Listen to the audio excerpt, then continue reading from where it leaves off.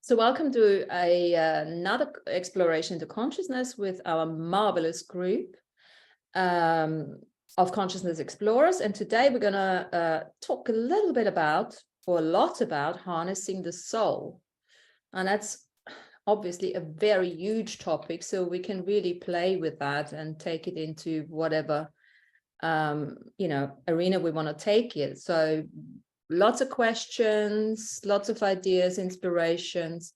Let's get started. What is harnessing the soul all about? Who wants to kick it off? Getting inside of your own body and feeling like you're here instead of not drifting away all day long. Yeah, I would say embodiment. What does it mean to be seated, energetically really seated in your body? Yeah, I would say showing up. I feel like with discipline and commitment to, I'm just saying, like, to my practice without even questioning it. Like, this is my commitment and discipline. Okay, so I have a question to that, interestingly enough, synchronistically, because I was going to ask that question. So the question to the panel goes out. If you could have anything out of having your body this lifetime, what would that be?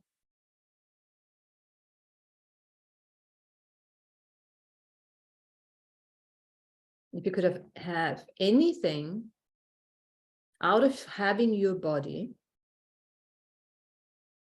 this lifetime, what would that be?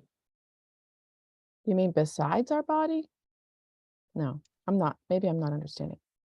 No, it's just one of those questions that makes us think in a That makes us think. way, isn't it? It's one of those badass questions. Maybe like I'm oversimplifying it, but it just No, to be in my body and just literally having fun and doing the things I want to do, and the sweat and tears and not getting upset over some of the drama and trauma that we go through. But really just have a lot of fun experiences, like juicy experiences, sensuous experiences, memorable experiences, ones that we can tell to ourselves and then tell to others, and they just get a big ass grin on their face. So harnessing, expand. So harnessing the soul, what you're saying, Sean, what I'm understanding here is actually, as you guys were saying, having the body, being present with the body and creating new experiences, fun, joyful, blissful experiences. Because frankly, when we say harness the soul, for me, there's an understanding of, yes, there's a projection into our bodies. The soul is projecting into our bodies, and there is an imprint of that soul. But then the harnessing of the soul, this is a soul spark that's coming in, and that's been accumulated over lifetimes. But the soul wants to come back into incarnation because it wants to learn more. It wants to add new qualities. And of course, it's the joy and the fun. And of course, it's, through the karmic resolution, we're learning anyway because we had not much of a choice, right? At times, even though we're living in a free will, bloody universe, galaxy, planet. Cool. So for those who are just coming in, I'm going to ask the question again, and please do stop me because, this mouth doesn't stop today. So if you could have anything out of having your body this lifetime, what would it be?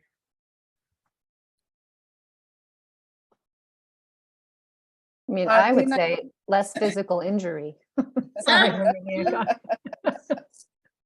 I would like to be the invisible women, like the invisible men that can change the body, the shape shifting from physical to invisible one and transport to any place.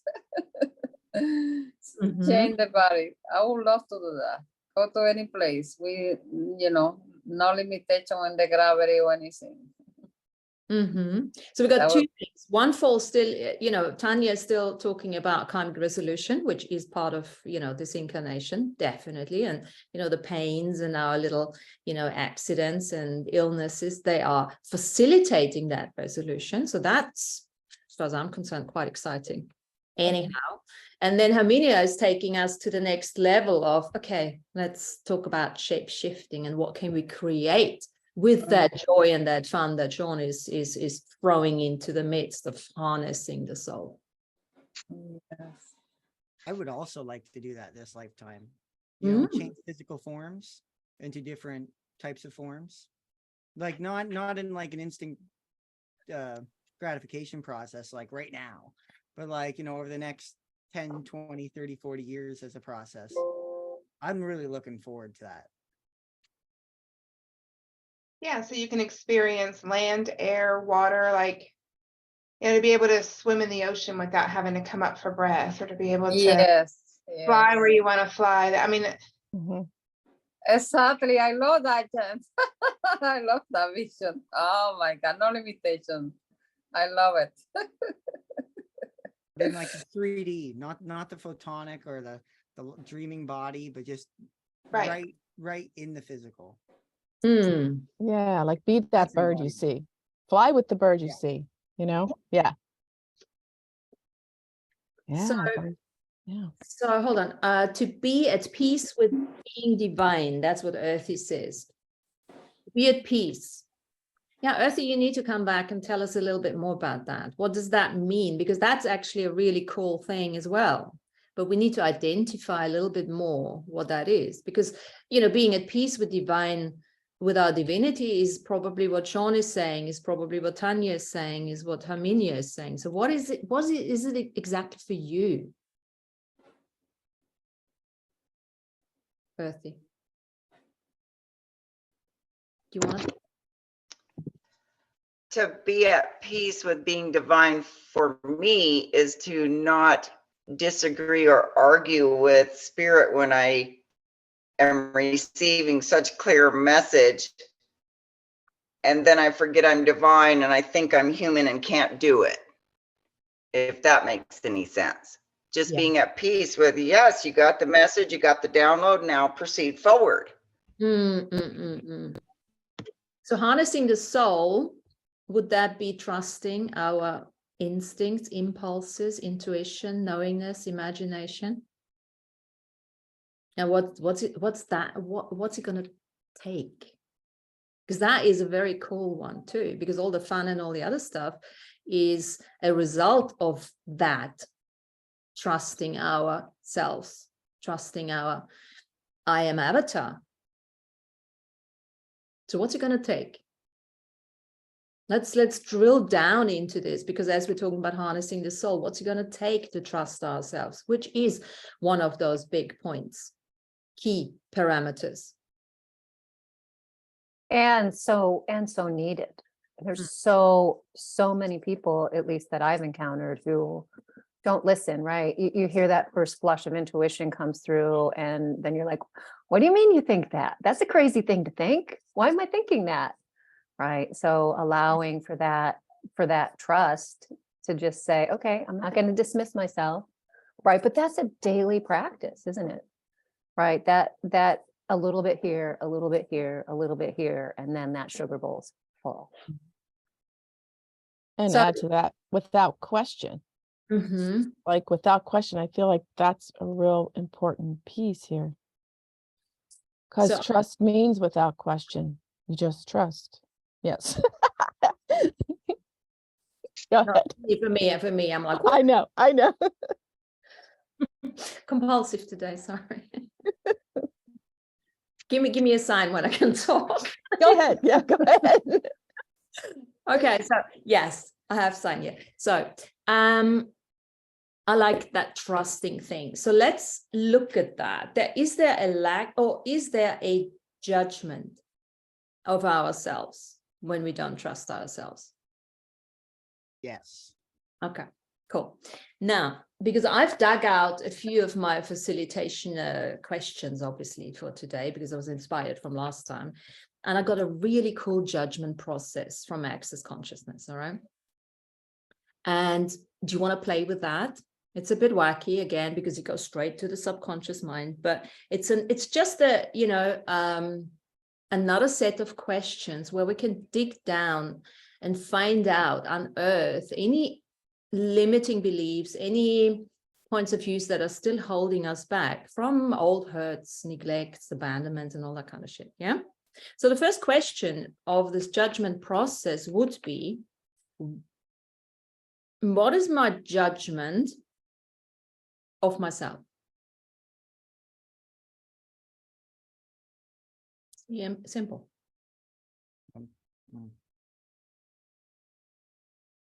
I'm thinking like first thing that came out of my mind is, when are the judgments of myself? Not as much what are they? Okay. But what are they? You know, my looks, my appearance, my diet, you know, my routine, my schedule, my job, how I'm breathing, you know, the gambit of what can you know, be a lot. So how much of those are you actually working on in order to harness your soul? Are you, with everything you do, all the, you know, the mentorships and all the work that you do, I would assume that you're working on all of that to eliminate that eventually, right? At least, yeah, the negative judgments of it, but it's constantly increasing the awareness of each and every individual aspect of them. So I actively try to, you know, be aware of them, but not overly focus on them, because that's when the judgments tend to pop out with too much focus. So how do you guys work on your judgments, whatever they are? Focus? I mean, for me, it's humor.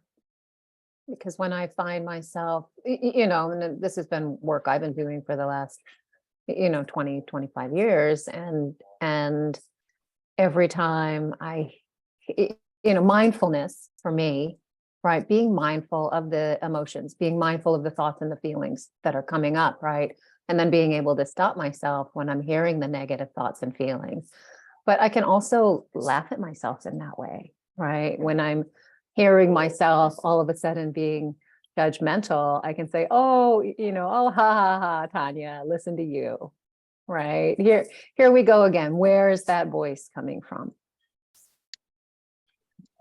And then being able to say, okay, no, that's not really true. Why are you thinking like that?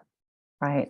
Like catching myself in the moment when that judgment comes up and looking at where those judgments are coming from. Yeah. Because that's a question, you know, sense of humor, looking at, you know, catching it or calling it out. But then the question is, does that voice ever stop, or does it keep coming back? I mean, for me, it's mostly stopped. The self-judgment's mostly stopped. Yeah. It comes up every now and again, but not much anymore. Anyone else? For anyone else about those judgments is, as we said last time, is maybe not even. But you know, for me, Martina, because I have this challenge on myself to keep growing. Every time I feel I have not accomplished much, I judge myself. Because how in the world, how am I going to get where I want to go and where I want to be, you know, independent or social independency, you know, economy freedom, and all that thing that I feel I want to share with humanity, and I feel I have not done anything. And you know, looking at how I have helping a lot of people in my way. However, I judge myself because I know in the position where I am right now is not a position I'm really looking for myself to be. That's very, very just very burning for me, because I always judgment that position of myself. Okay. Yeah, I feel that, Herminia. I feel like I judge myself quite a bit when I'm not making something great or grand. Like, oh, I should be making something more profound and impactful. And if I'm not creating that, I tend to judge myself, because I'm already creating great things, but feel like it's got to be something greater, you know, and if I don't get that, I feel like I judge myself about it, you know. With For me, that, it comes- go Jen. Jen, that's Jen, you've been unmuting. Jen, what is yours? Well, for me, it comes down to like programs, right? And it usually is if I start to get in the mindset of comparing myself to others, like I don't know as much as somebody else, or, you know, we all, well, I shouldn't say we all, a lot of us have like that unworthiness program, like I don't deserve to be at this level or to receive this kind of thing. And for me, like that smallness program, that I couldn't possibly be that big. I need to keep myself in my box. And so, you know, working on removing those programs and overcoming those programs and putting them to the side so that you can fully embody who you know you are. So those are the voices. The voices are the voices of the programs. And the programs are the unhealed versions and shards and parts that are either stuck in this lifetime, other lifetimes, dimensions, galaxies, or universes that are speaking to us for a reason. They don't want to be shut up. They want to be listened to, because the majority of them actually would like to join us on the graduation timeline. Right? And some of them want to get the hell out of here, but they are still stuck, energetically frozen. And this is, remind ourselves, we are the catalyst for transformation. That is that is the key job why we're here, to transform ourselves and others. I mean, we are those conduits, right? Bringing that cosmic energy in. That is who we are. So it's like the program's voice. And some of the times, you know, I mean, there is no necessarily, as far as I'm concerned, no distinction between the soul and the programs, because the programs are part of the soul's imprint. That's our heritage. And not all of our heritage is galactically and sparkly and all that nice. It is obviously where we come from. This whole point of the karmic resolution. So harnessing the soul is very much working with the programs, not against them, with them, not necessarily for them, but to create that co-creation, that mutual contribution, that healing, that releasing, the playfulness that we have. Of course, some of them just want to have a bit of fun and all of that, and that's all good. Because as soon as we are releasing those programs, those soul shards have a possibility to integrate within our energetic field. And then we can work with them and not in domination or in competition with them. And that is part of harnessing the soul. It's interesting because we can have these voices, and we can have like some voice saying, just give up, just telling you to stop. And then like you can have another voice that's saying, don't stop now, you got this. And the funny part is we might label one of those as negative, one of those as positive, but sometimes they can be completely juxtapositioned on themselves.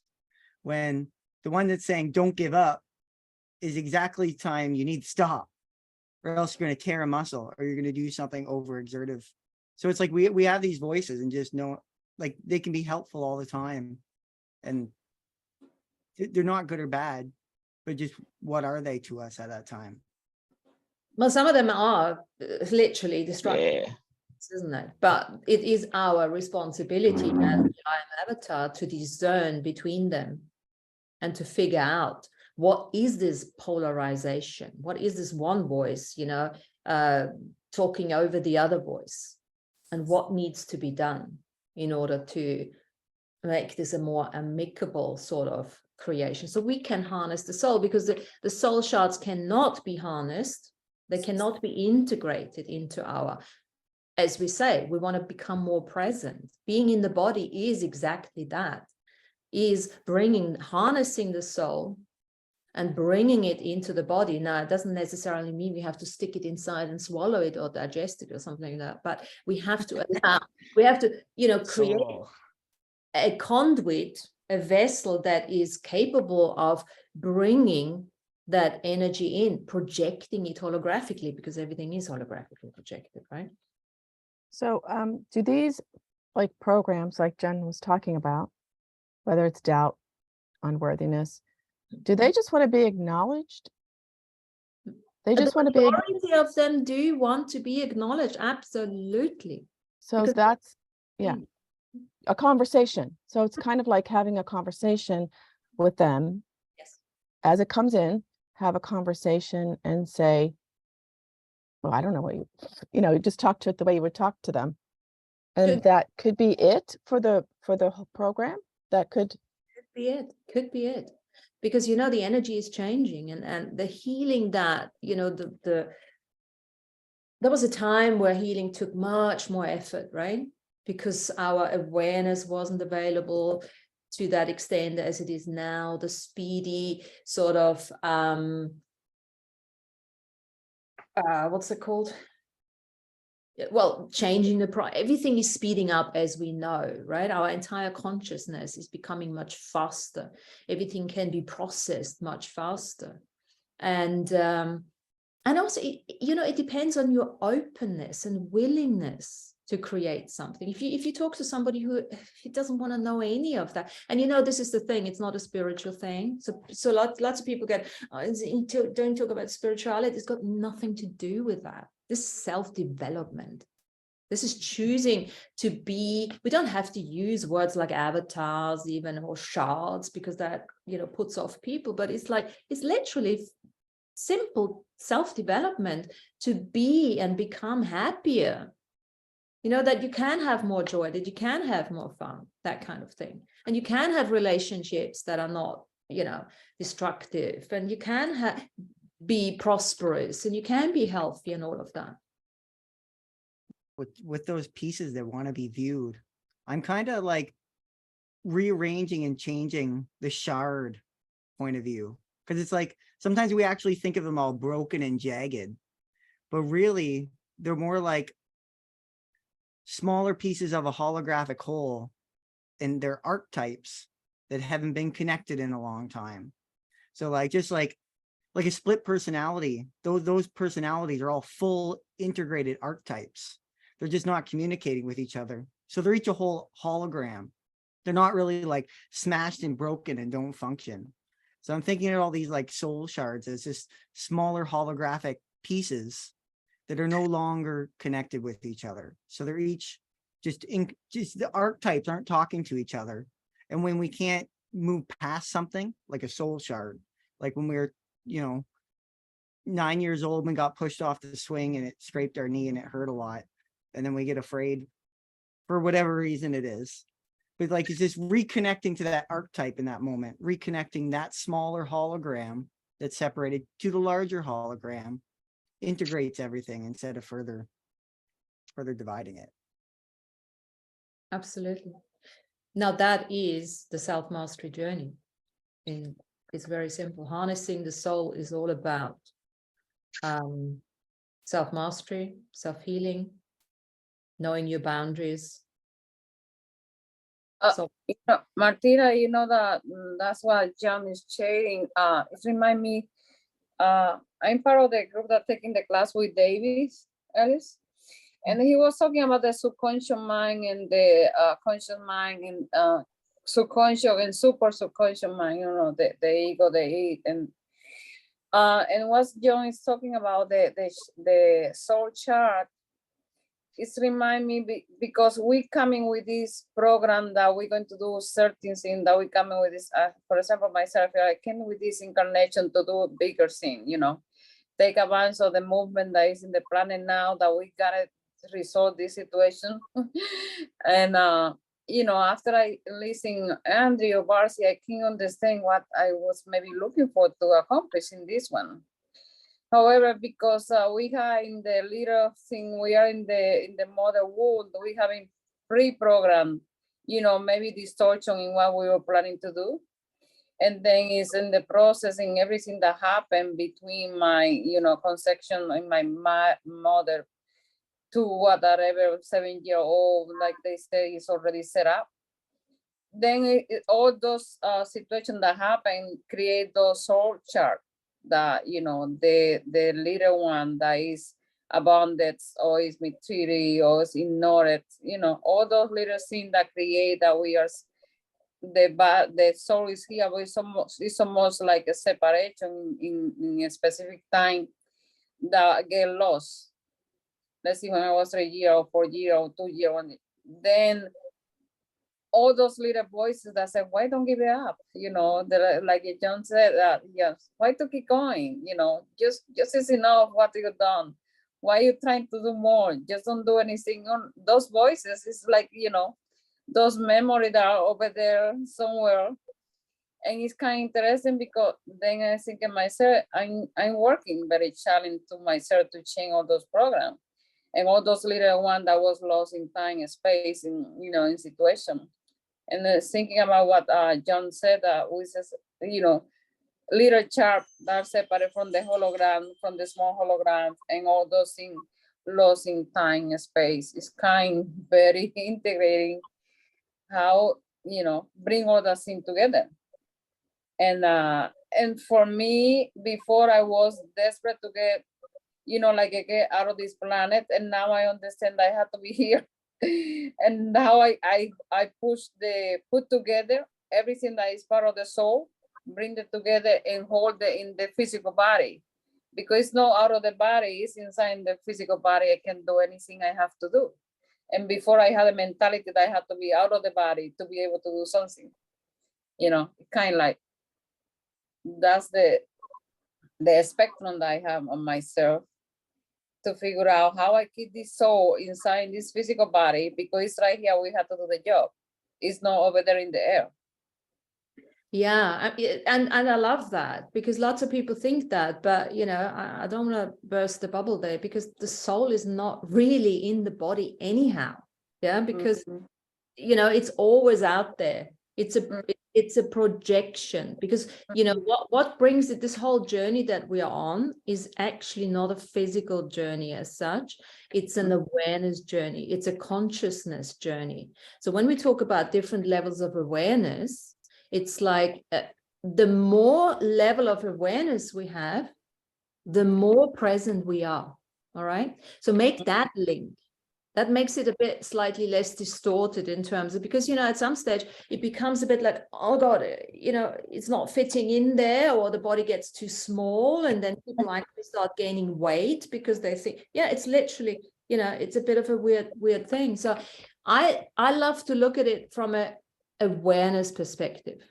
The more awareness you have, the more you can harness your soul.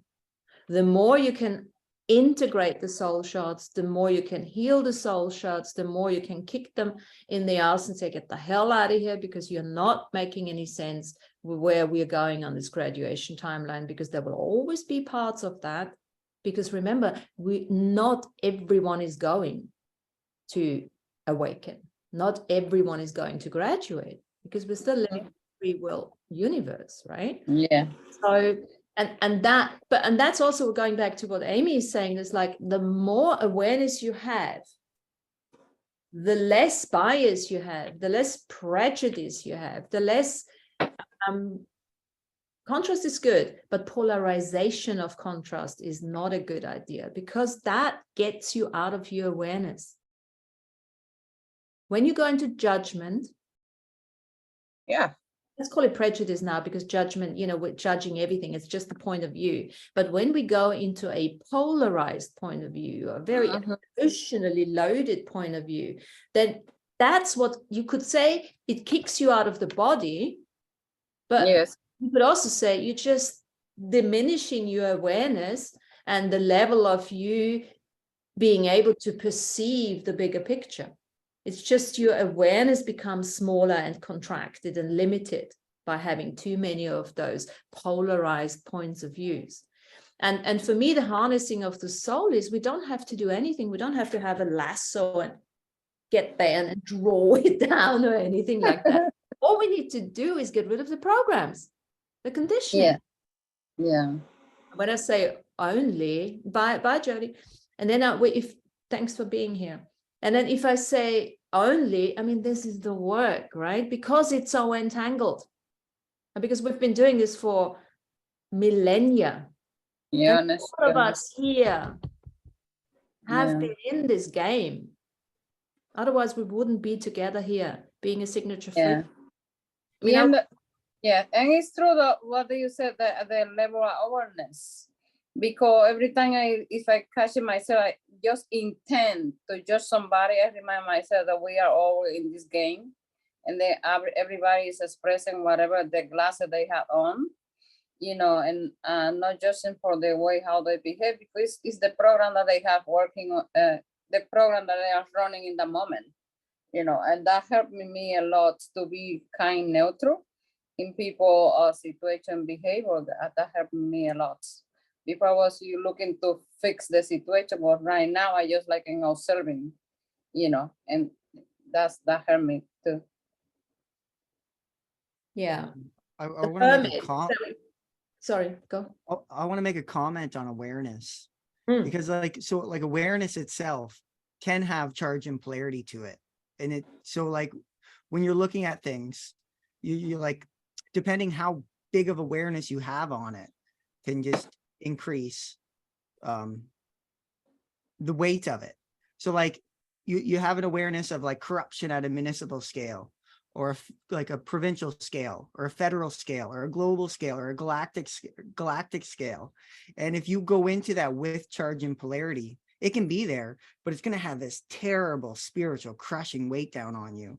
And the longer that weight's on, like the weight is on you, you lose your energy. And then once you lose your energy, you lose the ability to have that greater awareness scale. So you can have the awareness in big giant amounts, but if it has that charge and polarity, it's heavy, and then you just can't sustain it. And then without that energy to sustain it, it just shrinks and shrinks and shrinks until you just have this small local bubble of awareness again. And hopefully we can build up a neutral practice with it. So thanks for clarifying that, because I liken awareness to consciousness, and it includes everything and judges nothing. So you're absolutely right. It has awareness, means that you are aware of the asshole around the corner. You're aware when you walk on a dark road and somebody's behind you, and you have a bit of an awareness, this is a bit icky or something. You have an awareness of a baby being blissful. All of that. That's what awareness is, that you are aware of everything. And in addition to that, you are willing to make whatever choice it takes to preserve your integrity. That includes the body. So if you're walking on that, dark little country lane, and you got I don't know, a wild little horned animal come trying, what you do? Well, you get out of the way, or you do whatever it takes to not die, right? It's not like, oh, I'm aware I'm not doing anything. No, you have to. Yeah? Or if you have an obnoxious little individual, a big individual that is continuously having a go at you and undermining your authority and the kindness that you truly are, then you got to speak up. Use the anger that is required at the time. Yeah. Anger is a potent energy. Use the swear word if you have to, because it dispels very often the energy of anger, the energy of ickiness, that sticky weirdness. Yeah. But that's the thing. You've got to allow yourself to do and be whatever it is in a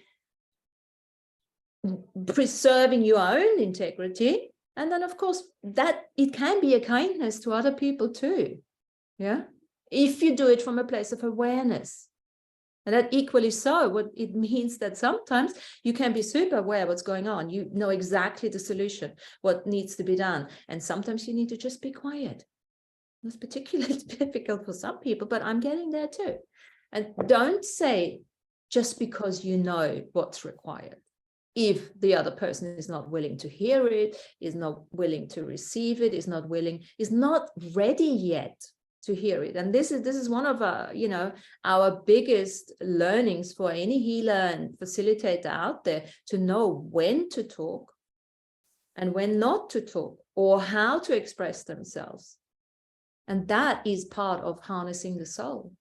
It is, because awareness can ruin someone's life. You know, if you Rephrase. You got to rephrase that. Rephrase. no, well, I'll continue on, because awareness can ruin someone's life. Because if someone becomes instantly aware of the systems of global infrastructure of domination and control, and they don't have the right point of views to look at it in a beautiful, like, you know, just to understand and appreciate the beauty of the galactic ascension machine, they're going to think all angles of the world are out to get them. Yeah. And it'll be so heavy on them, and like they won't know what to do. They'll start fighting the machine. They'll fight. And that awareness is too much at that time, because it doesn't have the pieces and parts to look at it neutrally. Yes, Sean, and thanks. And there is this mechanism, that inbuilt mechanism, that safety mechanism within ourselves, where before those programs that do not want awareness start going completely out of order, the body usually shuts down, or at least the wall comes up. Remember, you know, when you talk to people and the wall comes up, and it's like, okay, don't go any further, you know, because you're absolutely right. And the other thing is for people like healers and facilitators is that some of those programs have a demonic energy, because they've been, you know, in a bad place for so long that they've really started to create their own entity. Well, they're all entities, but, you know, a nasty sort of toxic, convoluted kind of energy. And they will have a go at you. They will have I like the thought pattern that you were on about, as a practitioner, knowing when to speak and when not to speak, because that is a really important part of working with people. You don't want to project ideas at them and it change the path that they were going on that was really going to reveal something meaningful. And you don't want to trigger their programs to where they shut down. So like the practice of non-judgment really helped me as a practitioner be a place where people can be comfortable opening up and talking about anything. Like I could see how easily people shift now and tell their whole story in a safe place now, because I really can sit in non-judgment and just listen objectively. And when they start to feel stiff about it, I can share a story that says that I can relate to what they're going through from my perspective, but I don't make it, this is what you're doing, this is how you're perceiving it, this is what you're doing wrong. Like I don't ever insert anything like that, because if I project and influence how they're perceiving their own situation, then I've taken them off path. So knowing when to talk and when not to talk is really an important part of working with other people. And sometimes you can push them so far that they see something that they're not ready to see, like Sean's getting at. But most of the time, for me anyway, like where I hold back is making sure that I'm not skewing what they need to see, that I'm letting them open up their eyes on their own and just giving them a safe place to do that with gentle nudges, but not telling them what to see. Yeah. And the tool for that is obviously the question. Mm-hmm. Very simple question. How is that working for you? What's the value of I that? love that one. Mm-hmm. What are you getting out of this? How can I really help you with this? This is the best tool. Any of those simple questions will take it back, because it neutralizes the energy and it puts the responsibility back onto the client. Mm-hmm.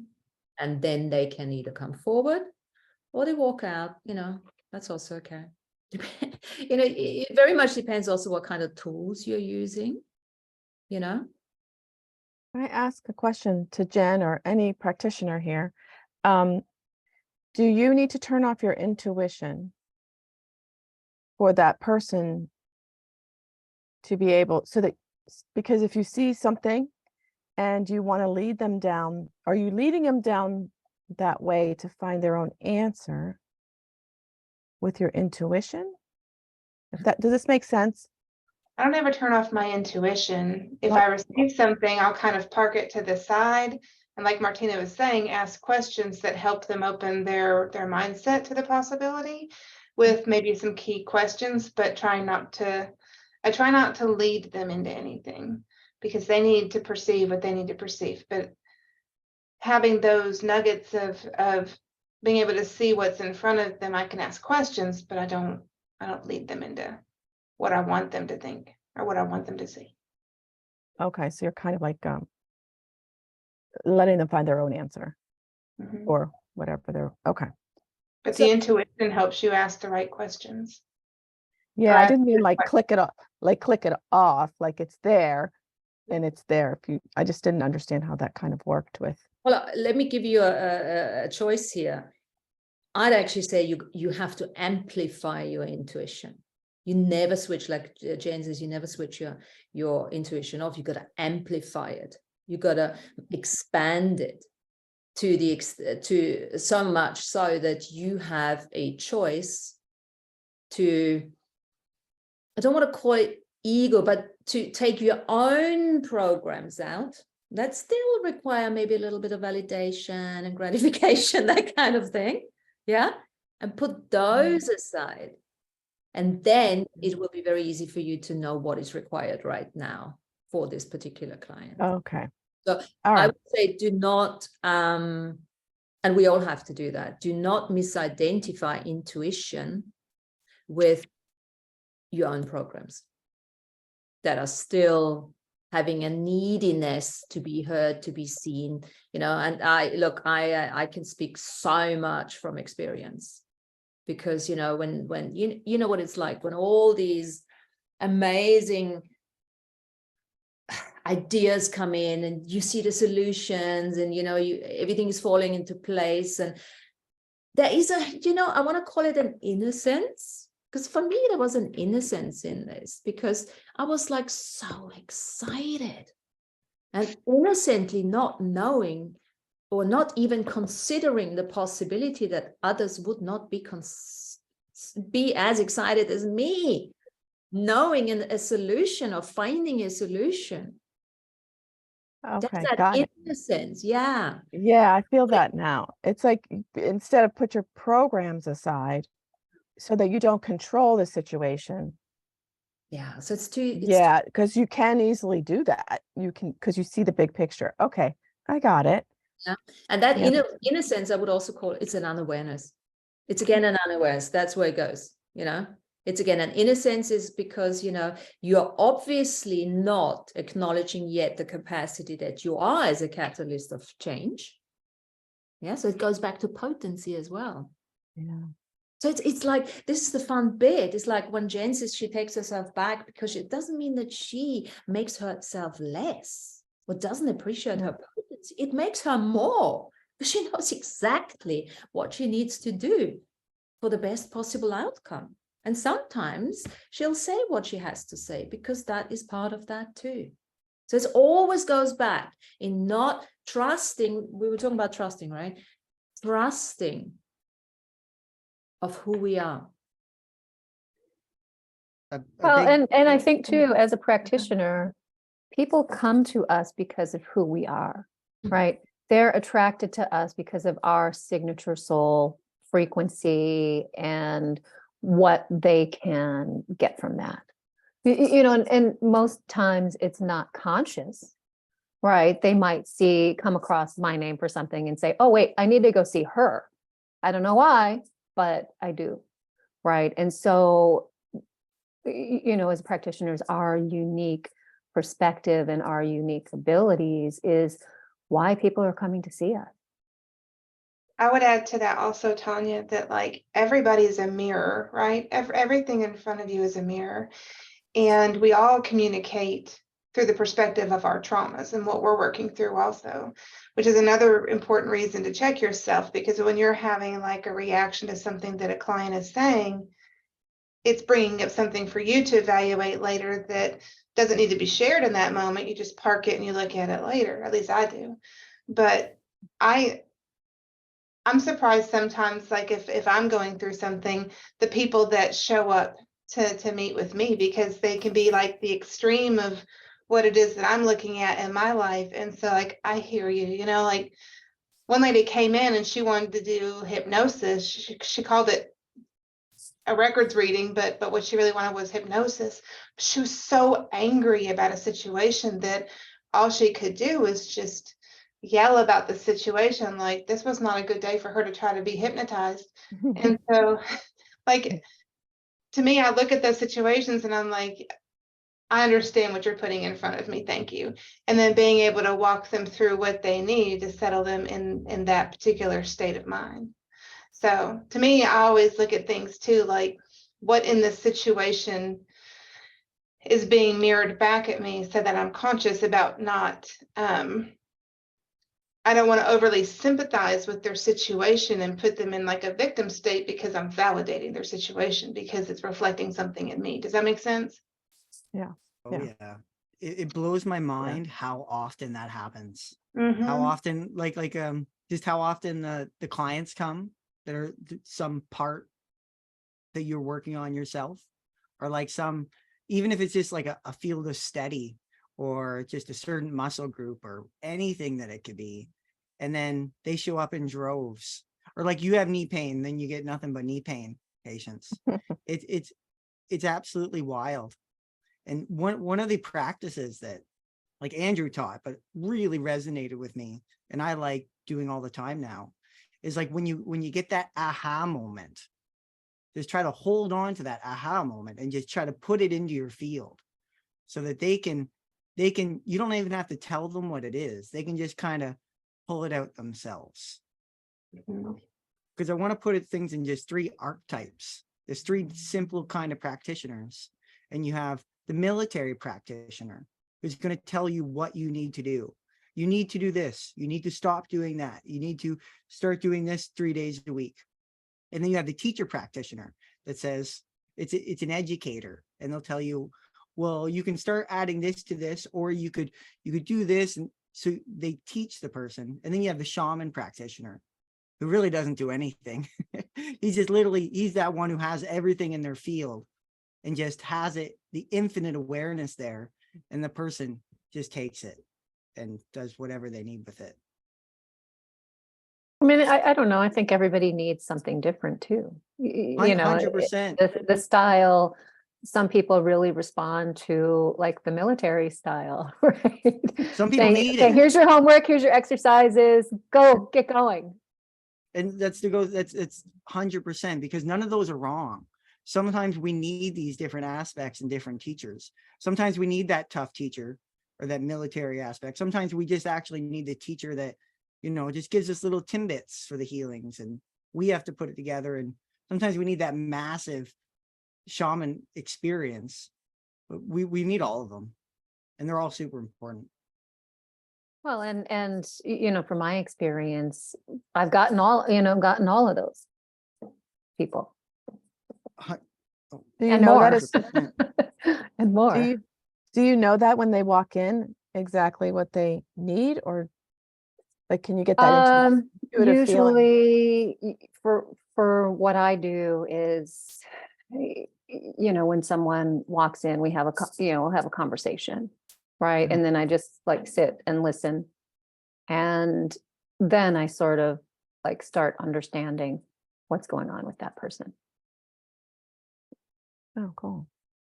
The other way you can do what I used to do in the beginning was I used to send out, when they signed up for it, I used to send them just a page with a couple of questions, you know, where's your pain, you know, emotional, what was your childhood like, you know, just a couple of things. And just by the question, how they answered them, or if they didn't answer a certain question, then you already had a bit of an idea what was going on. And then the important thing is, you know, as we said, you got to stay out of projection. And what Sean is saying is, you know, the more we have cleared, the more we have an awareness of all the possibilities. So we're going to start attracting anyone, you know, because we've pretty much done it. And if not in this lifetime, we've done it in another lifetime. So there is not much really that you can't perceive. when it comes to programs, you know? It's neat too, because now it's almost harder to be a military practitioner. And sometimes it actually calls for it. Like to actually tell the person, like it's a lot easier not to tell the person what to do. It's actually harder to tell the person what to do.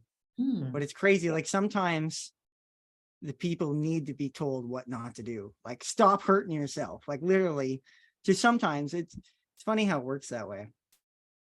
Well, we get so, I mean, I personally get really tangled up in stepping on free will, right? Like I'm a very cautious person by nature. So I'm even very careful about my thoughts working with somebody because telepathy is so strong that it's easy to project your idea into somebody's mind without really even meaning to. Like you just have a thought and then suddenly it comes out of their mouth. And so I'm very careful about even what I think. That's why, like, the way I envision is I just park it, right? I just put it to the side and I'll look at it later.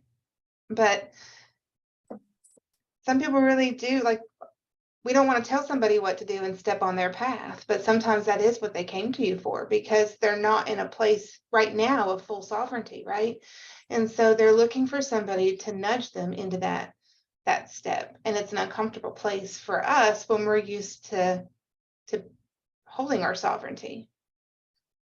And do they ask you? Do they ask you, like, just please tell me?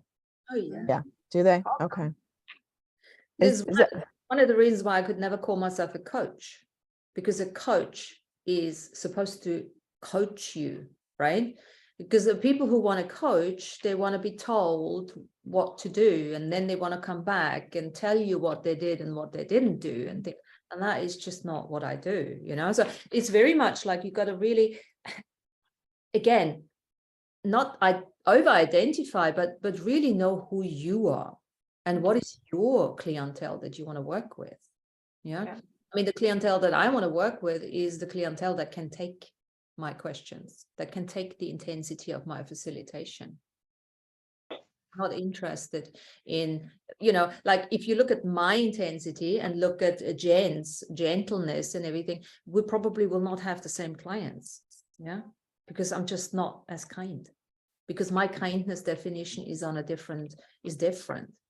And also what you mustn't forget is you must have some fun with this too. Yeah. And this is why, you know, you get to a stage where I'm getting to a stage where I'm not having any clients anymore, not because I'm not a good facilitator, but I'm no longer interested in that kind of, you know, helping people like that. I got to do it in a different way now. You know, there's so many different ways. You got to look at your own awareness, what, you know, how is it reflecting onto others, and all of it. The main thing is keep trusting yourself, whichever choices you're making. And even if you make a choice that doesn't work out, well, that's fine. Just make another choice. We talked about this before, is this huge thing of people, you know, making themselves so wrong for making a choice that doesn't work out. So they don't call it a choice, they call it decision. There's a completely different energy. I've made the decision. Now I've got to pull through, right? Because that's what my mom said, my dad said, my neighbor says. Well, no, it's the flexibility of your levels of awareness. Because if you're doing the work that we're doing and working with lots of clients, every client, you know, you have a different level of awareness. And you're stepping it up because you work with a client, you know, you're learning through that as well. I learned a lot through working with clients. And then, of course, there's the other extreme where, you know, some of those practitioners, they go out there and they contaminate their clients. Literally, there's so many bad practitioners out there. And to be honest, I've learned the hard way, specifically on a physical perspective. Because for my physical issues, I went to physical therapy, be it is now Bowen, be it is now Reiki, whatever.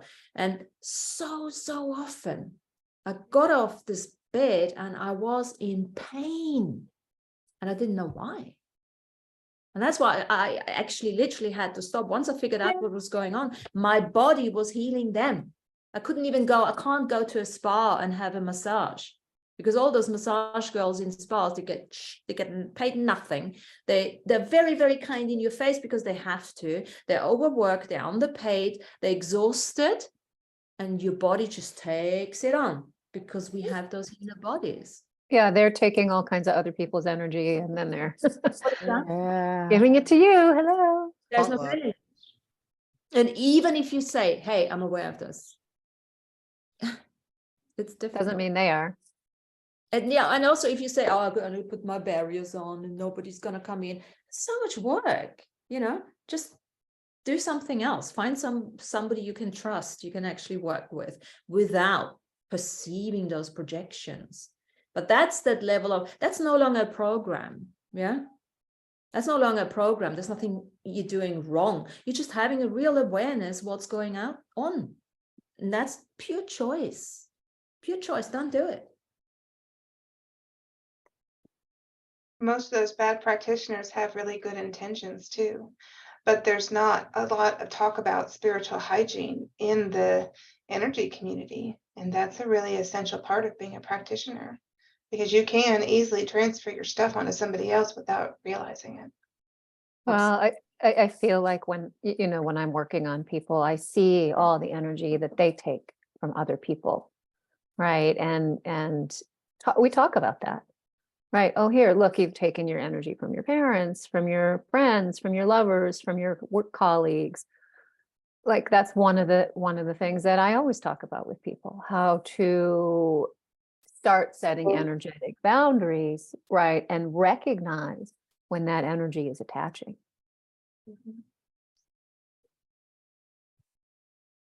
Tom, what about you? You got a question on all of that? Do you want to share something about harnessing the soul?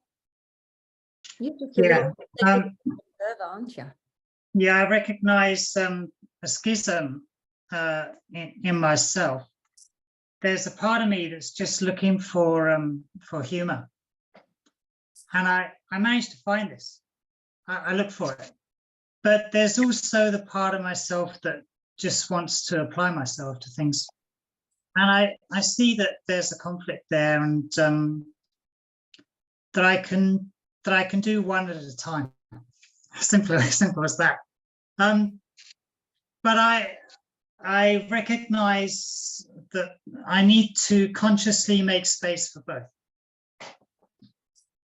You think both can actually shake hands? Otherwise, Yeah. yeah. Otherwise, I think there'll be an unconscious felt conflict.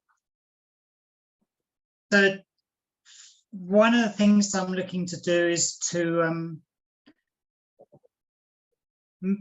look at the parts of myself that are in conflict and resolve those conflicts in whatever way that needs to happen. But the thing about the original question, what I really want, I think one of the things that I really like is to find things that surprise me. Don't we So all? it's when I'm surprised by something. Oh, no. That's kind of deeply nourishing and an experience that it's good to recognize. So give us an example. What is a good surprise? Awesome. Oh no, it's awesome because it's like surprises. They make you feel like a kid inside. Like, oh boy, I didn't expect this. You know, like I had that yesterday when I was exploring around. I had some memories that popped up the night before, and I was just like, you know what, I'm gonna drive to that Lakeway. I haven't been there in 10 years. Going down memory lane, I found all these just awesome interactions. It just like made me excited, you know. But, go ahead. Beautiful. What is a surprise, Tom, or anyone else? What is a surprise for you? Things like breakthroughs in awareness or unusual experiences. They're really surprising when they come up. Or things that, like, quite regularly, because it seems to suit me very well to be with people who like to practice awareness on an emotional level. I like being in groups with people who are willing to do that. And then there's always something surprising comes out of me, or I feel something that I never felt before. The unexpected can always happen in that situation. Would you say when you are with people and you are working on awareness and having these conversations that you are harnessing the true desires of your soul, or some of the desires? Well, I just feel parts of me are being unfolded and coming to light. And that's exactly the other part of the voice, right? Because we got the programs and we know that energy. And Tom just introduced us to the other voice, the soul's desires. Because they can be very strong too. And sometimes they can be misunderstood because they can be sort of misidentified as programs. But there's a difference, because when the desire of the soul, the true, authentic desire of the soul comes through, then we're getting this energy that Tom just talked about, and you can feel it. It makes you smile, right? I love it, Tom. It does. That is great. I love that. I have a quick question about that. Yeah, go. Is desire in the now, or is desire in the future? No good or bad to this idea. Personal answer: desires it from the past. Mm. You got to read my book. There's a lot about desire and passion. I've explored that. Because yeah, go. So like, what if your desire to make the unknown known, like we can say that it's based off our past experiences of what we want in the darkness or the future to become known, but like that desire is the unknown the future? Is it for you? Recently, in just one way, it has been, which was just kind of just while reading like Sean David Morden's third book, some like really great, just ideologies came through, and yeah, it was, for right now it is. So my walk-in soul came from the past, from the inner earth, Atlantean soul. I call her she was in the past, but creating the future now. You know, so it's very difficult to define, because now at the level of our awareness, it could be anything, right? It could be the past, it could be the future, it could be anything. It's no longer almost necessary to look at it that way. But I've almost got a good way of looking at it now. And Okay. it's like the astral cities. Mhm. So basically there's space, time and space, and there's space. So Earth has space. But when you remove space, you have no time, and everything's connected. Because once you remove space, everything becomes completely interconnected, and you no longer have time for moving between space. So you take all of our auric fields up from all of us humans in the world, and you get that totality, and you now have the astral world. So like the astral world is just like a potential of creation. Oh fucking man, I don't know if I could do this yet, but it's really beautiful. Like you can see like the astral, like if you think of like a prism of light, and the astral worlds are like that white light, their timelessness, and then everything, and then it gets I can't get there, but in front of the light is like darkness, and it's limitless and everything, but it's just a probability field. It doesn't even exist yet. And so like whenever we're reaching into the future, we're reaching into a probability field. And whenever we're reaching into a past, we're just looking at contractual agreements of collective consciousnesses. So it's just, I guess I'm going to work on this one, but it just really took me to another level recently of understanding, to try to put a bunch of this gibberish that we talk about into something meaningful. Yeah. Are you surprising yourself, Sean, right now? I was super surprised, because Yeah. it just like, if you think Felt about like it. that light though, right there, right at the end of that light is the now. And then you have all darkness, which is just pure probability. It may happen, it may not happen. It could change at any moment. And then everything in the past is just all those events that were just agreed on by different collective consciousnesses. So like we could tune into those individual collective consciousness and then understanding the probability in the darkness.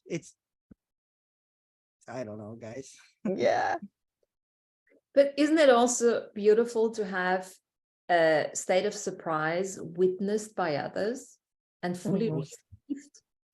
Even if That's you so know, beautiful. it doesn't have to be understood, it has to be just like, wow, I'm loving this. I'm loving his energy. I'm loving that openness. Yeah, Yeah. I get to feel that energy too. Isn't I Yeah. love it. Yeah. Like, oh, you're excited. I'm excited too. Okay. And then there would be, Contagious. I'm not fucking clear what you're talking about. Yeah. That literally starts to hurt. It hurts when you're not being received. I have to bring it. It is okay. Let me just, I don't know why this memory is coming aboard here, but Christmas, right? My dad would always want to tell me what was under the tree. This is when I was, and I'm like, no, Dad, don't, because I wanted that element of surprise, and he couldn't contain it. So what about he couldn't contain the That's surprise, hilarious.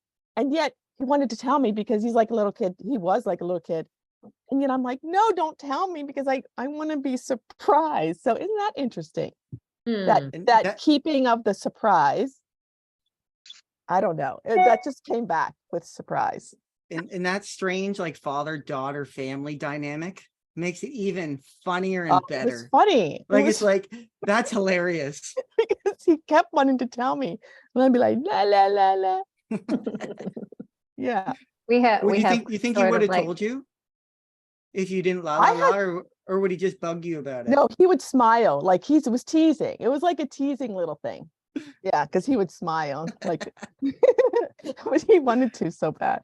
Anyways, that was cute memory. I just we, had. we sort of had the opposite where my dad would be able to read the energy of whatever gift he was opening. So he'd do this like funny thing where he'd shake it and listen to it and balance it on his head, and then he'd tell you what it was, and he'd open it and it would be that. Like, So we started putting a Oh. lot of rocks in the box. yeah. We did all kinds of things. You know, like, Exactly. I'm going to wrap this present and I'm going to think about something else while I'm wrapping this present. Oh, look at this great corkscrew. Oh, he's going to love this, you know, and it would be like a book or. We're gonna use a 3x3 foot box and put something this big inside of it. Exactly, we did. I think the best thing we did was when my little brother was like 3.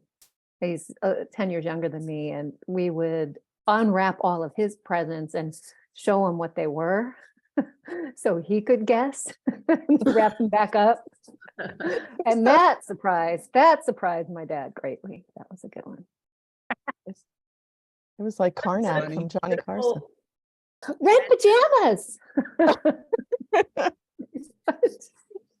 Beautiful. That was Oh, fun. But you guys didn't look at any of yours, right? Like you just showed the Well, 3-year-old. my sister, yeah, we showed the baby. Yeah, that's funny. Yeah. Because like you guys still have the surprise for your stuff, but the Mhm. 3-year-old doesn't. Mhm. That's pretty good. oh, yeah. Alfredo says that when people start giving me the thing I was thinking about, he says, "Oh snap, you picked up on my thoughts. That's cool." Mhm. Alfredo, Mhm. I like that. Oh yeah, that was to Marissa. It happens a lot. I'll be Oh. thinking about something like, oh, I could really use this, and like, oh, here you go, Fredo. Here's this. I'm like, wait, I was just thinking about that. What the heck? Mhm. I've had that happen quite a bit. So I gotta be more aware of those. So I'm not broadcasting Yeah. so much. And I still have that happening. I got a beautiful pieces of fluorite from my friends from my birthday, and I was thinking just that week, wow, I could really use a big piece of fluorite. And there it was, my birthday gifts. That was nice. That's And cool. into manifestation, Herminia, are you listening? You Mhm. wanted, something wacky outside of the norm. It's happening. It's starting. Oh, I just listening and Totally is. I trying to catch my own memory here. I'm listening. Yeah, I'm here. And Thank you. so often, we are already doing it. When we're actually having these desires or aspirations, there is often just not of acknowledging that you're already doing it. Because when you can think of it, when you can perceive it, you can have it. That's usually the case. It's just that you're not acknowledging that you're already doing it, because you have a certain, we probably have a certain way of thinking it should look like. But then we are so unique, right? So it looks different for all of us. I've been working on that so much lately, just trying to break perfectism. Just like, oh my writing needs to be like this, or this project needs to look like this. And then you never actually put anything out because it just wasn't perfect. Trying to break that, just to put out material. I've been dealing with the same thing, Sean. I just like been writing my journal. It's like, it's okay. It doesn't have to be perfect, you know? I mean, it's already perfect, but at the same time, it doesn't have to be perfect, you know? Because that perfect will like stunt the process, you know? It's like, oh, it's got to be this certain way, this and that. It's like, no, whatever. It's just going to come the way it presents itself. It's not what I, think and expect it to be, you know? I'm dealing with that too, Sean. It's got to let it go. This perfectionism nonsense, whatever it is. Goodness gracious. Just like put out stuff. There's a good way of looking at it, because I've been obviously having this experience with a book, which I was gonna, like publish a year ago, and then I didn't. And, I said to myself, well, what's going on here? So I had a conversation with the book, right? As you do. So whatever you're creating starts to have their own consciousness going on. And then it's very often, we're talking about psychic capacities, right? It's very often that the project is communicating with you. And you think it's your program talking to you, but in fact, it's actually the project talking to you, trying to talk to you. That's that's a really good way of looking at it. When you do get to this perfect and this and this and this, is it really that? Is it really that? Or is actually the time not right for this to send it out? Or is there something else the book or the project wants to add to it, contribute to it? Because, at this level of exploration, we are communicating with everything, not just our bodies, not just the humans, not just the animals. We're talking to the plants. I mean, that's lots of us have already taken on board, but we're talking with everything, because everything is obviously always had consciousness. It's becoming louder. The noise is getting louder. And you know what? This is practice. It's actually literally practice, just like we have to practice, a yoga pose, or, I don't know, drilling a hole or something. It's like I've started practicing that sort of psychic communication with, like my coffee machine. When it runs out of coffee, I need to fill up the beans. And that was 2 days ago. And I could say it was an intuition, it was an impulse, and it was like, oh, do you need coffee? All right, okay. And I'm thinking, okay, cool. Well, let's see. I didn't look if it really needed it, but I had the sense that it would. And it didn't need it on that day, but it needed it the next day. So the coffee machine was talking to me. Yeah. It doesn't matter. It's like an interconnection. I had that happen to me when I went to a place. If there is a plant that they have in the area, in the house, or in the office, I can feel when they need water. It's amazing. I just step in, and it just like it calling me again, and just to confirm myself, I go and touch. And some places you cannot just go and put a water in a plant. I sometimes use a mark it up and put some water in a glass, and I go close by, and so when nobody see me, I dumping a little water, because if I get out of there without putting the water, I feel the guiltiness that I left the plant without water. And it's like, the particular connection that I realized that I really have that gift to, as soon as it's taking a place, I know that when plants need water. And before I didn't pay attention, I was thinking that was a coincidence or whatever, but now I have to acknowledge that is really, I got that connection. And then what Alfredo and John was talking about, that we were always thinking that it's not good enough. I was like almost 10 years ago, I started like a, creating my own story of my awakening is, my struggle.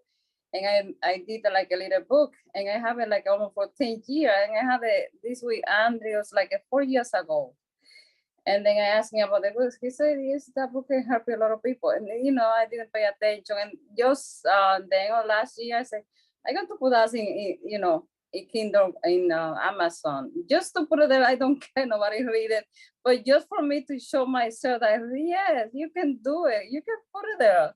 I had no telling anybody. I just put it myself there. I was looking everything online. I didn't get anybody helping me to do it. I go look all the information, how to do it, and I just put it there. And I don't care if nobody really, it was just to prove myself. Huh? And I put in Amazon. Yeah. It was to prove myself I can do it. It was like, come on, you can do that. How is that? It's like that it was not good enough. That who is me to put that book there? That's what Practice. I just put it there to accomplish myself and to telling myself, you can do it. It's okay to do it.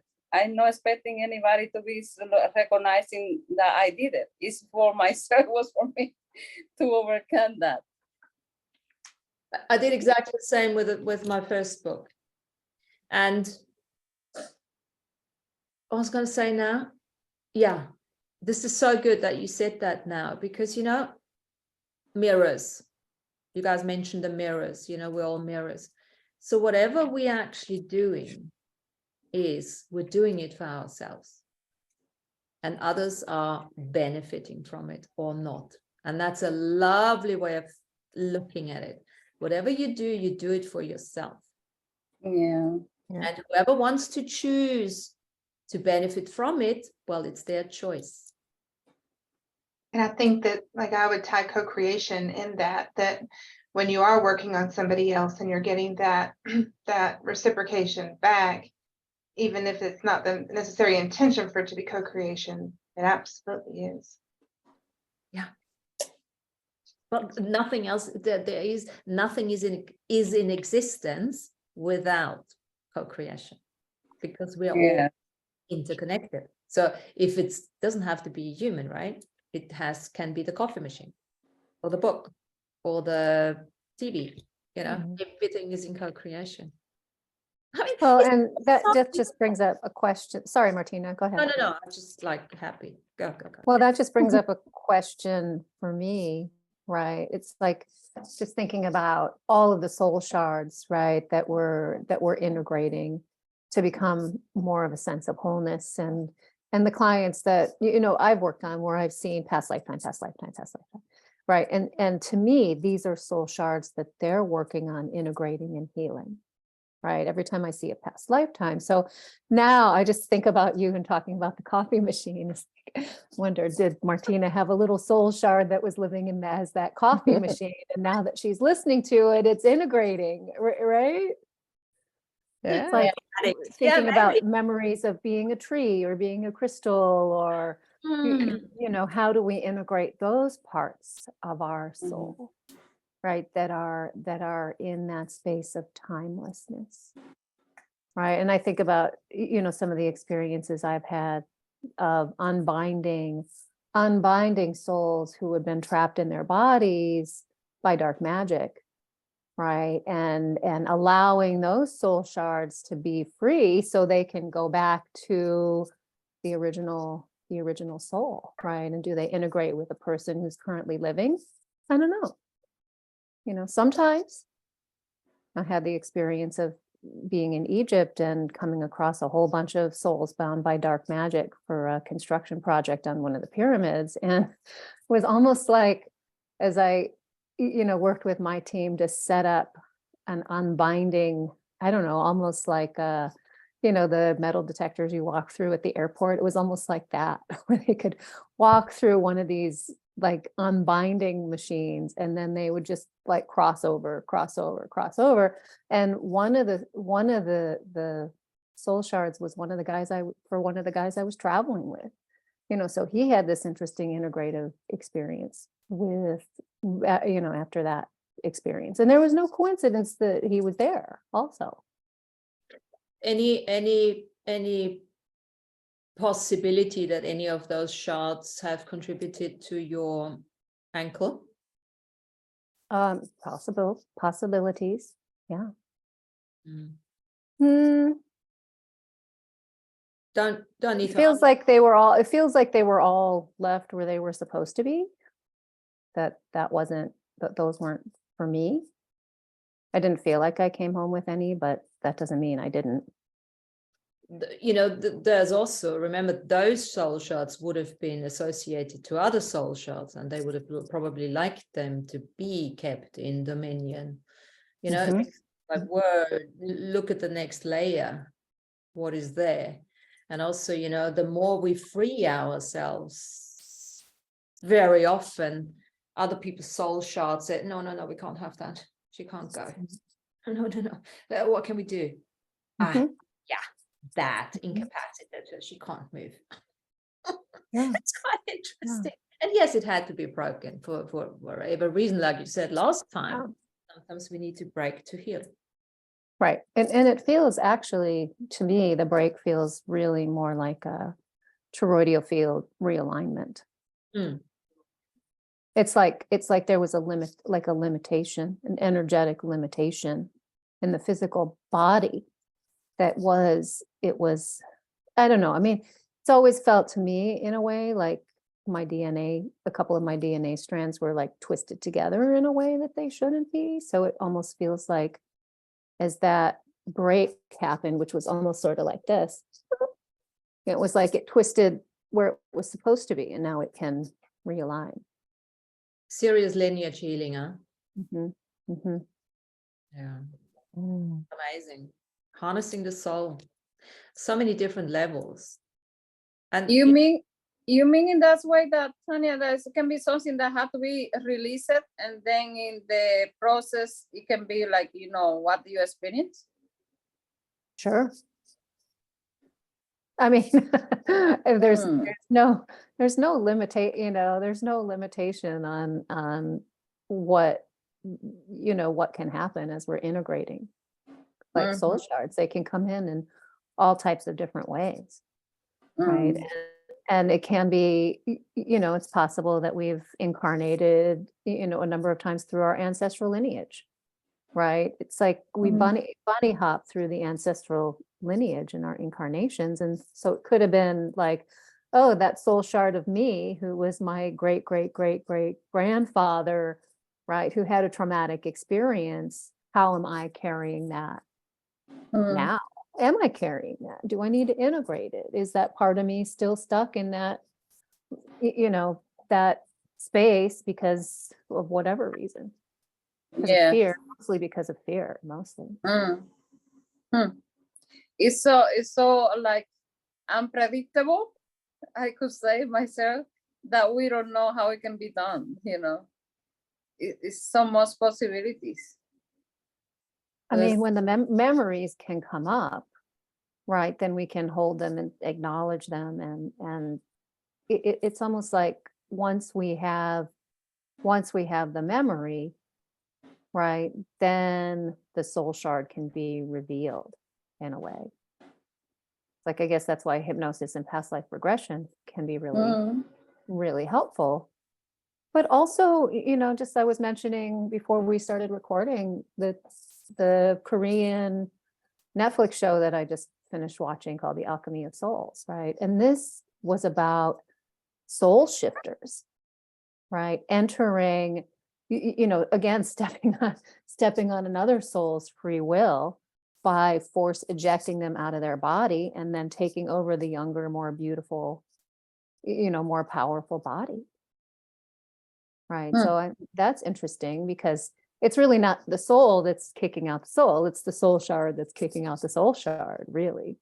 Right. But these powerful mages and alchemists, right, used technology, energetic technology to eject, or switch souls in the body. But, also stepping on the free will. Right.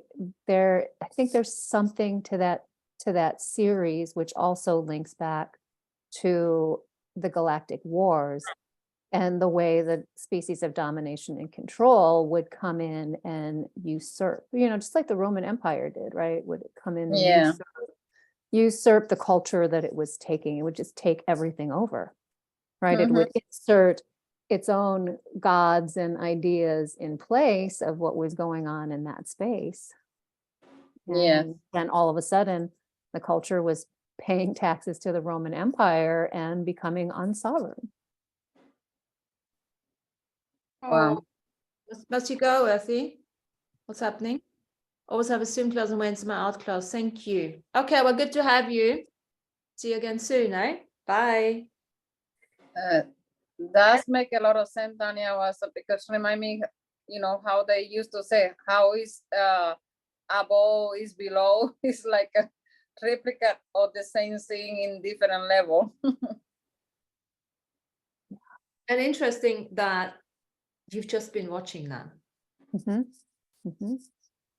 Yeah. And I mean, the way it's so interesting because the way that this sort of like dark group came in and to take over this house, right?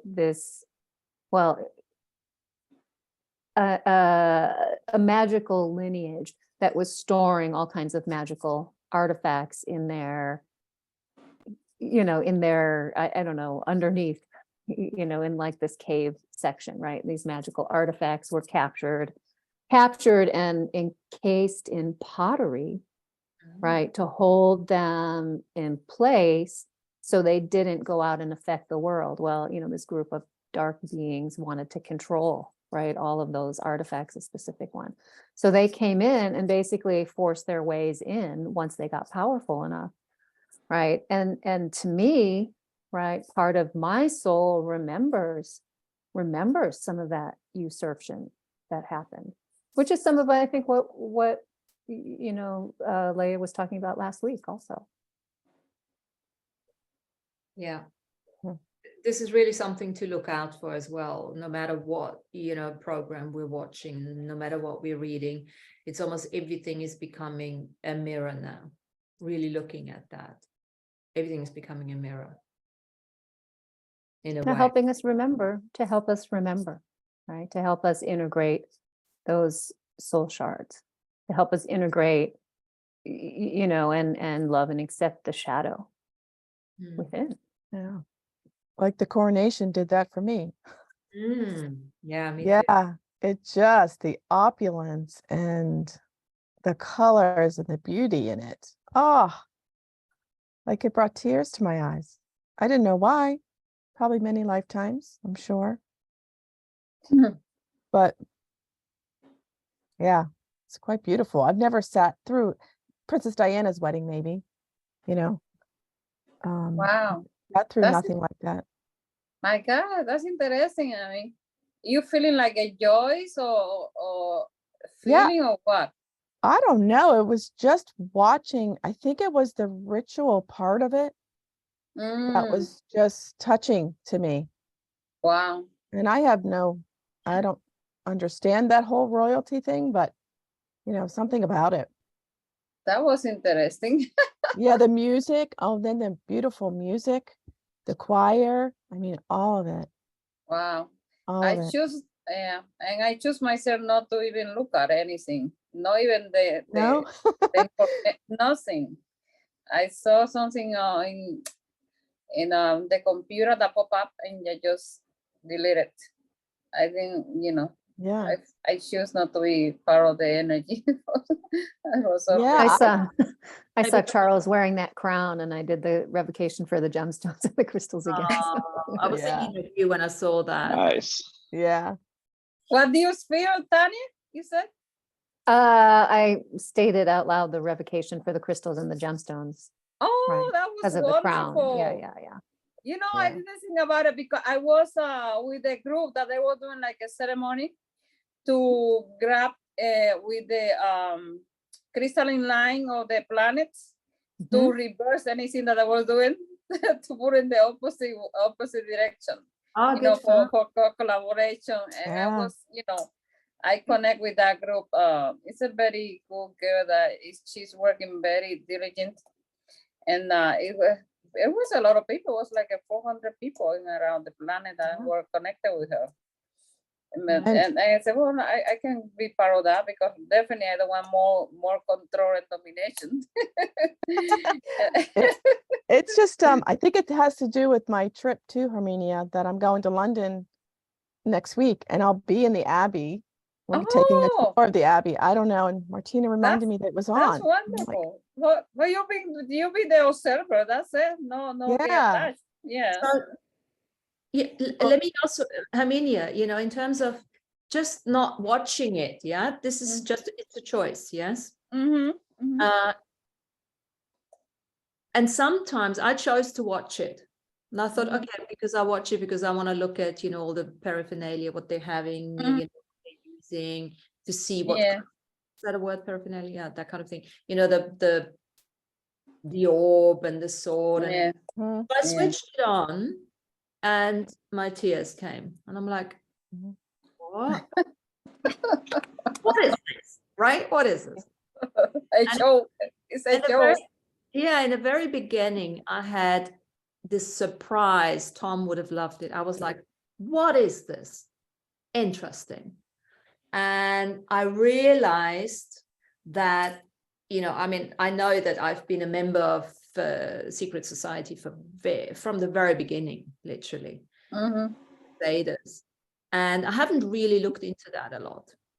Now, as soon as that came on, my tears were an acknowledgement of my ancient fealties, communities, contracts, binding, bonding, vows that I still have had with the kings and queens, particularly around England. Wow. And I was like, thank you so much. My All of goodness. that, you know? And I thought that, you know, I appreciate surprise, what Tom was saying, because that's my kind of surprise. I'm sitting all by myself crying. I'm like, yes, another piece.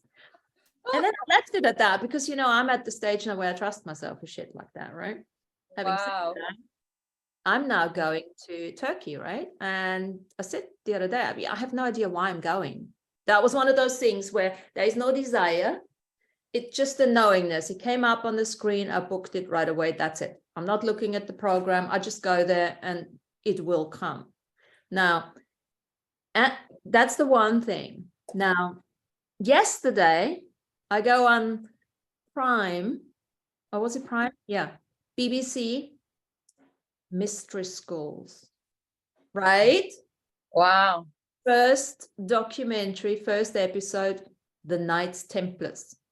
Oh. Well, yes, of course I've done this, right? Of course. Yeah.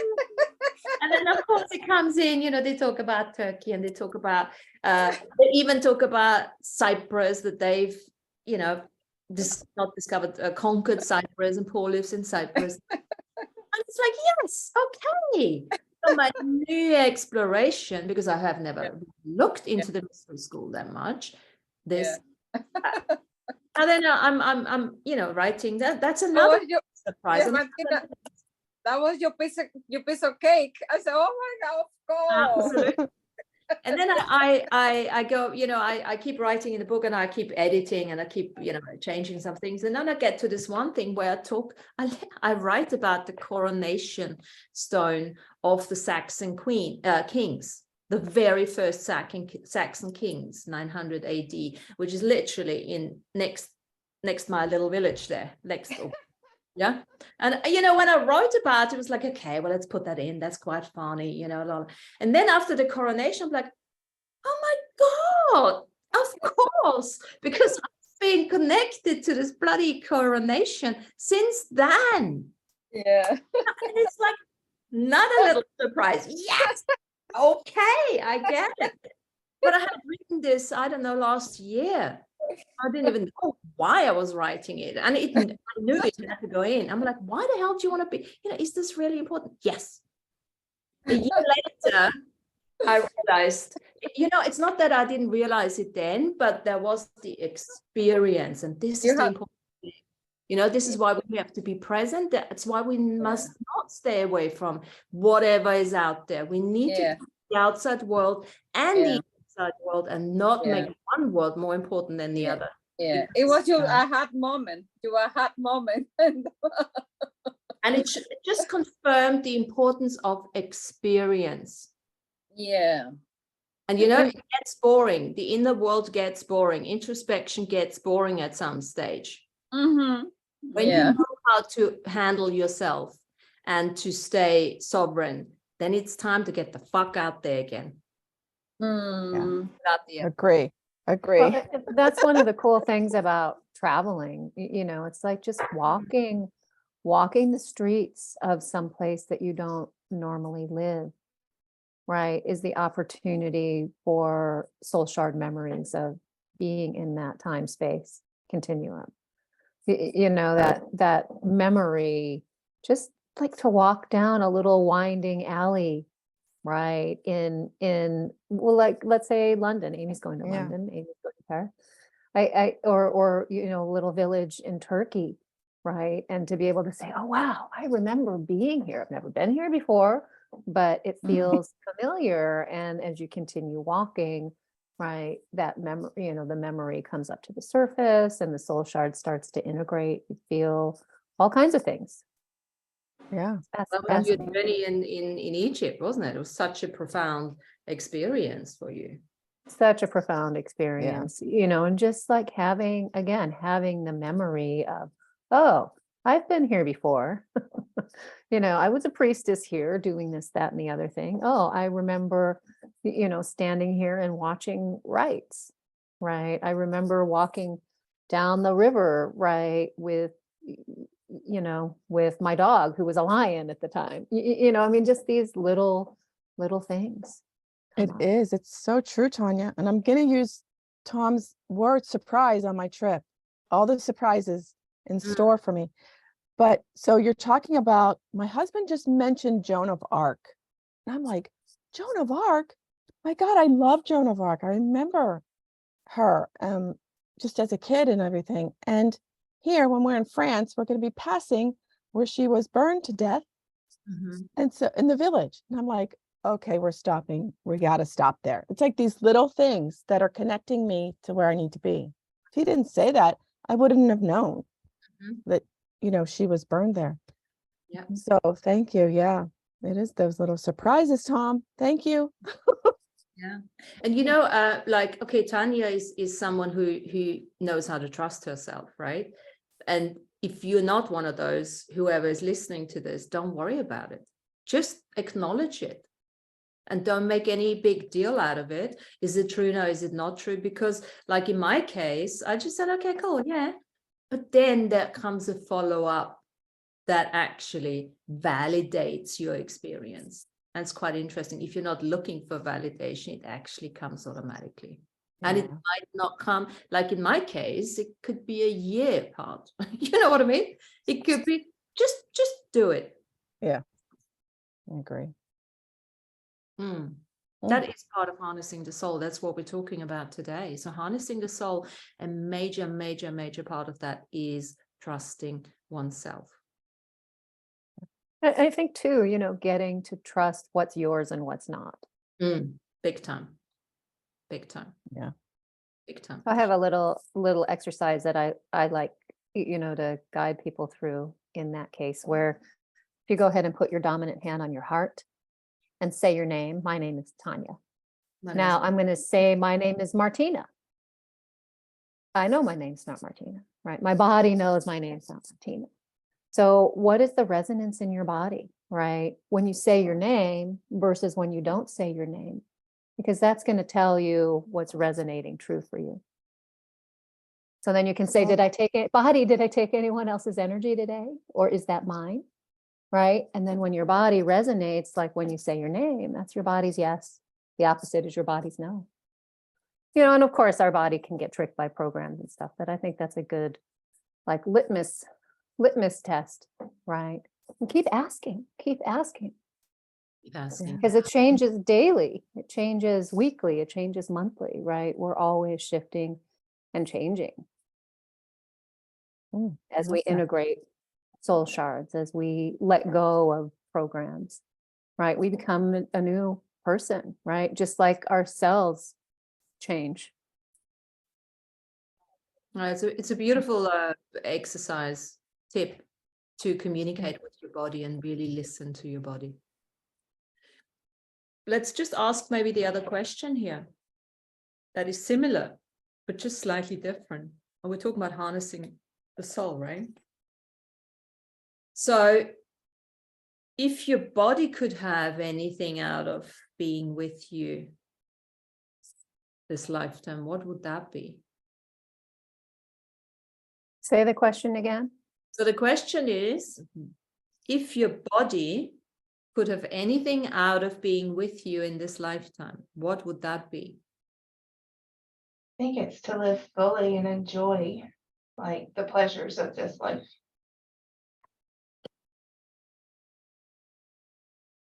Body just wants to have bloody fun, right? Mhm. Franks.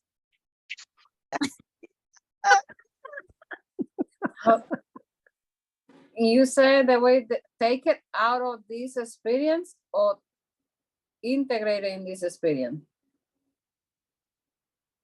What? Who said that? Your question? Oh, the question. If your body could have anything out of being with you, so Okay. your body could talk, what would it say to you, what it wants from you this lifetime? What does your body want from you this lifetime? Carefree. That's what comes first. Carefree.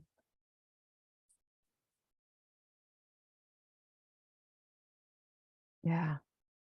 Not a worry in the world, just carefree. What would your body want from you? I'm not getting anything. I mean, experience, right? I just think how good it feels to be swimming in a warm ocean, right? Surrounded by water and floating. And my spirit loves that, but so does my body. Mm. It's healing. Yeah, there's something else. There's something else. My body, what I'm getting is there's a pause. And the pause is you don't need to know just yet.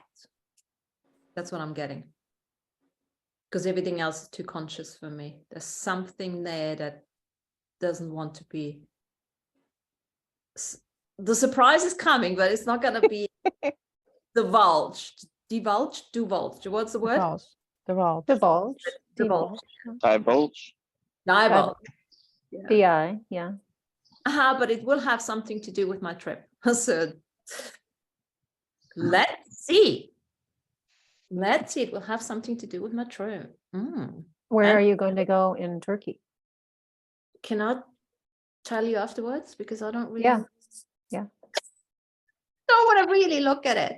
No, I'm flying to Istanbul. That's what I know. And then the only thing I know is Göbekli Tepe.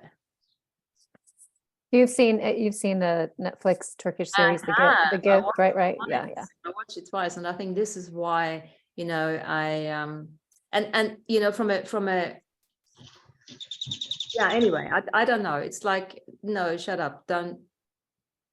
You'll know when you know. So I'll tell you guys afterwards. Yeah, but it's It's going to interesting, they've found all kinds of sites related to Göbekli Tepe in the last few years that they're excavating now, that are they almost seem like Göbekli Tepe, I think, is in the center, and then these different archaeological sites are sort of I think equidistant from Göbekli Tepe, which is interesting, almost like if that's the center of the clock, then around. Right. Well, the only thing I know now is it's to do with my mystery school time, and something will be revealed along those lines, which will, sort of guide me the next level of exploration that I have no idea what that will be. Oh, a really good 4-part 4-part sort of like documentary. It was on the History Channel, but where they were tracing the lineage of the Templars. Yes. So it's like a 4-part series. I'll see if I can find it for you, because it was really interesting the way that they, you know, they talk about how the Templars originally started, and then they trace it in the UK.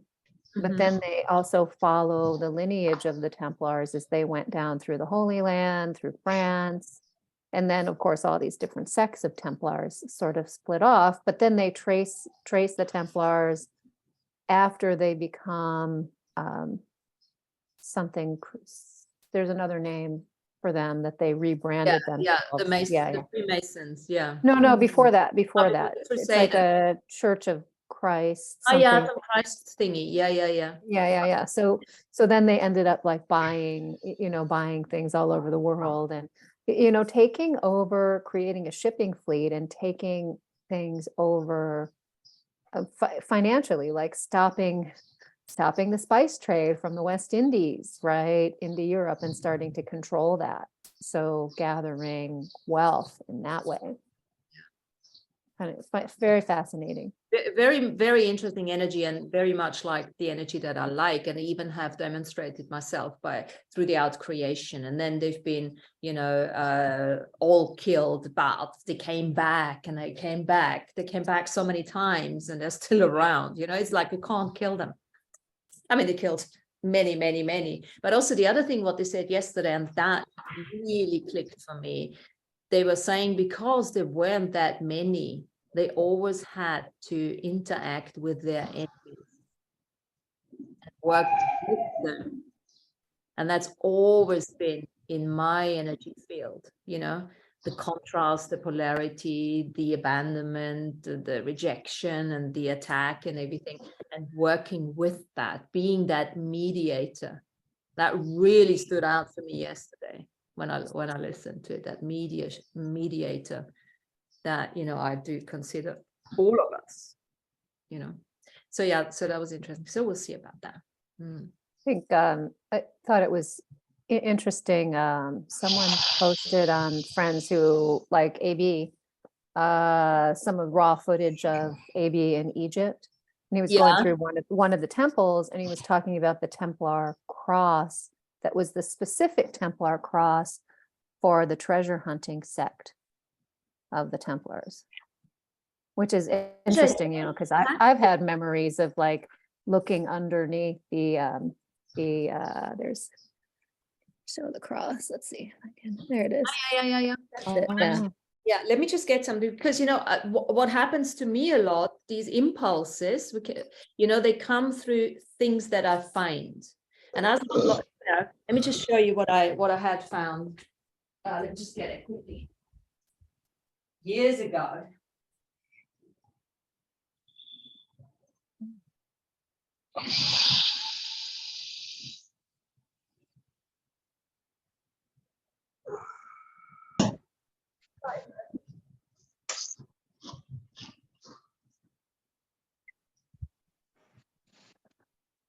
When are you going, Amy?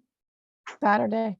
Oh, Yeah, yay, Saturday. have Yeah, fun. yes. Thank you. I'm so excited. Yeah. Oh, Yeah. wow. Pillowcase. A I don't see pillowcase. it. Oh, I don't see it. There is- how much more Templar can it get? Mhm. Yeah. I found that at the market years Oh, ago.